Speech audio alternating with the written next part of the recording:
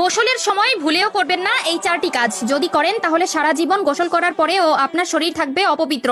আপনার করা নামাজ, রোজা, তাসবিহ, তাহলিল, এমনকি আল্লাহর দরবারে করা কোনো ধরনের দোয়াই কবুল হবে না। বিশেষ করে যখন আপনার উপর গোসলটি ফরজ হবে, তখন তো কোনোভাবেই এই কাজগুলো করা যাবে না। কেননা গোসল যদি পবিত্রভাবে না হয়, তবে একটানা 70 বছর আপনি নামাজ পড়লেও সেই নামাজের মধ্যে এক ওয়াক্ত নামাজের ফজিলতও আপনি পাবেন না, এমনকি আল্লাহর দরবারেও তা কবুল হবে না। বিশ্বনবী সাল্লাল্লাহু আলাইহি ওয়াসাল্লাম বলে গেছেন, গোসলের সময় মারাত্মক কিছু ভুল করার কারণে ব্যক্তির করা আজীবনের নামাজ আল্লাহর দরবারে কবুল হয় না। তবে ভুলগুলো মারাত্মক হলেও দেখতে দেখায় সামান্য। তাই নিজেকে একজন মুসলিম মনে করলে এই ভুলগুলো কখনোই করবেন না। কেননা গোসল আমাদের পবিত্রতার একটি অংশ এবং ইসলাম ধর্মের যে কোনো কাজ করতে হলে পবিত্রতা আবশ্যক। কি সেই 4টি ভুল জানতে হলে না টেনে দেখতে থাকুন সম্পূর্ণ ভিডিওটি এবং ভিডিওটি ছড়িয়ে দিন আপনার সকল মুসলিম ভাই ও বোনদের মধ্যে, যাতে করে তারাও এই ভুলগুলো থেকে নিজেকে শুধরে নিতে পারে, যাতে তারাও জীবনের গুনাহ থেকে বাঁচতে পারে। প্রিয় দর্শক,